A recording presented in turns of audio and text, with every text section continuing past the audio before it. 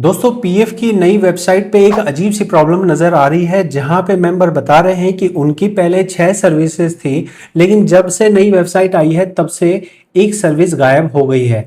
और बहुत सारे लोग ऐसे हैं जो कहते हैं कि उन्होंने करेक्शन की रिक्वेस्ट लगाई थी, जो कि करेक्शन अप्रूव भी हो गई थी और वो करेक्शन अब रिवर्स हो गई है। अब उन्हें पुराना डाटा नज़र आ रहा है, उनकी ज्वाइनिंग डेट, एग्जिट डेट जो उन्होंने बदली थी अब वो वापस से हो गई है। इस बारे में हम आज की वीडियो में बात करेंगे। प्रैक्टिकल जानकारी आपको बिल्कुल दे रहा हूँ।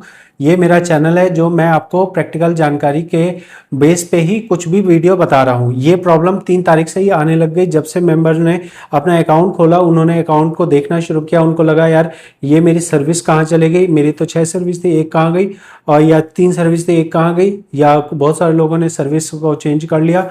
जैसा आपको मैं इस मेंबर के केस में दिखा रहा हूँ, ये मेंबर हैं, इन मेंबर ने अपनी date of exit, date of joining change करी थी। और यहाँ मैं मैनेज पे आके ज्वाइन डिक्लेरेशन में आपको दिखा दूं कि इन्होंने 25 जून 2025 को अपनी ज्वाइनिंग डेट और एग्जिट डेट चेंज करी थी। ज्वाइनिंग डेट और हाँ, ज्वाइनिंग डेट, लिविंग डेट दोनों चेंज करी थी। और अभी पीएफ ऑफिस ने जो चेंज कर दिया गया था उसको रिवर्स कर दिया गया है। यहाँ पे एक लॉजिक है, यहाँ पे एक जो है ग्लिच है सिस्टम में, जहाँ आप देख रहे हैं कि ये जो मेंबर ने करेक्शन करी थी ये अप्रूव बाय मेंबर है। अप्रूव बाय मेंबर आज से 1 साल पहले सिस्टम में एक प्रॉब्लम आई थी, सिस्टम में एक टेक्निकल फॉल्ट आया था जहाँ पे मेंबर्स बिना कोई डॉक्यूमेंट लगाए ही अपनी डेट को चेंज कर पा रहे थे, अपनी डेट को मॉडिफाई कर पा रहे थे। कुछ इसी वजह से लोगों ने, जिन लोगों ने उस टाइम पे अपना बिना डॉक्यूमेंट के, बिना वैलिड रीजन के अपनी date of joining, date of exit change कर ली, वो सभी जो करेक्शंस किए गए थे, मॉडिफिकेशंस किए गए थे, उनको अंडू कर दिया गया है, पहले जैसा रिकॉर्ड कर दिया गया है।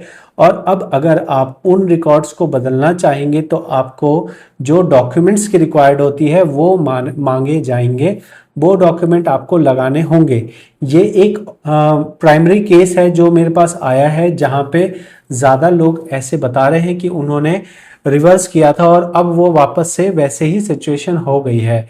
तो आपको इस पॉइंट पे आपका क्या केस बनता है? क्या आपका भी ऐसा ही हुआ था कि आपने डॉक्यूमेंट, एक भाई साहब ने मेरे को बताया है कि उन्होंने वैलिड डॉक्यूमेंट लगाए थे, उन्होंने कंपनी विजिट किया था, उन्होंने पीएफ ऑफिस विजिट किया था, तब जाके उन्होंने कराया था और उसके बाद भी उनका रिवर्स हो गया है। तो 2 तरह की सिचुएशंस आ रही हैं। एक आ रही है जो ये इस तरह के ग्लिच वाले सिस्टम में करेक्शंस किए गए वो वाले, और दूसरे आ रहे हैं जिन्होंने ऑथेंटिक तरीके से, जेन्युइन तरीके से चेंजेस किए थे और चेंजेस करने के बाद रिवर्स हो गए। तो आपका किस केस में फॉल करता है वो आप कमेंट में बताएं। मैंने इन भाई साहब को भी कहा है कि मैं वीडियो डालूंगा, कमेंट में देख लेना किस किस को और प्रॉब्लम आ रही है। और जो आईडी डिलीट होने की बात है, आईडी के सर्विस हिस्ट्री से गायब हो जाने की बात है, वो भी कुछ लोगों ने कहा है।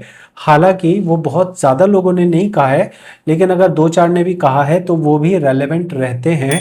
आप इस कमेंट में, वीडियो में बताइए कि क्या आपको भी इस तरह की प्रॉब्लम आ रही है, क्या आपको भी इस तरह की परेशानी आ रही है, ताकि बाकी लोग कनेक्ट कर सके कि हाँ उन्हें, ये अकेले नहीं है जिनको ये प्रॉब्लम आ रही है। अब इसके बारे में पीएफ अधिकारी जो है कुछ बताते नहीं हैं, और जो इन्होंने ऑफिशियल, जो इनकी वेबसाइट है उसको इन्होंने बंद कर रखा है। मतलब कोई शिकायत करे, इससे बचने के लिए आप शिकायत की वेबसाइट ही बंद कर दो। ये अच्छा सिस्टम है, टेक्नोलॉजिया है ये। तो इस टेक्नोलॉजिया में आप कुछ कर नहीं सकते हैं। आप एक दूसरी सरकारी वेबसाइट जैसे सीपी ग्राम बोलते हैं, जो कि केंद्र सरकार की, और केंद्र सरकार अलग अलग डिपार्टमेंट को कंप्लेन फॉरवर्ड करती है कि पोस्ट डिपार्टमेंट का आया या किसी और डिपार्टमेंट का आया। तो इसलिए ये वेबसाइट अभी जिंदा है। इस वेबसाइट पे आप अपनी समस्या को रजिस्टर कर सकते हैं कि हमारा न्यू पोर्टल आने के बाद इस तरह से प्रॉब्लम आ रही है। ईपीएफओ ने जो है बताया कि भाई अभी उनकी वेबसाइट ट्रांजिशन में है, माइग्रेट हुई है, और इसमें 2 हफ्ते का टाइम लग सकता है उसको ऑथेंटिकेट करने में, उन चीज़ों को वैलिडेट करने में। लेकिन ये चीज़ ऐसा नहीं बताया गया है कि भाई हम आपकी सर्विस हिस्ट्री गायब कर देंगे या चेंजेस को अंडू कर देंगे। तो ये टोटली गलत है। यहाँ जो 2 हफ्ते का टाइम बोला गया है, ये क्लेम प्रोसेसिंग के लिए बोला गया है, सर्विसेज को प्रोसेस करने के लिए बोला गया है। लेकिन ये जो चीज़ है ये टोटली गलत है। अब ये 1 दिन में ठीक होगी, 2 दिन में ठीक होगी, 2 महीने में ठीक होगी, 6 महीने में ठीक होगी, मेरे को इस बारे में नहीं पता है। जो सिचुएशन थी वो मैंने आपको बता दी है। इसके बारे में आप जो है पीएफ ऑफिस में कंप्लेंट्स करें, वहाँ से जो पॉइंट्स आपको समझ में आते हैं वो आप चाहें तो मुझे बता सकते हैं, ताकि नेक्स्ट टाइम जो वीडियो बनाऊं मैं उसमें आपके बताए हुए पॉइंट्स को इनकॉर्पोरेट कर लूं।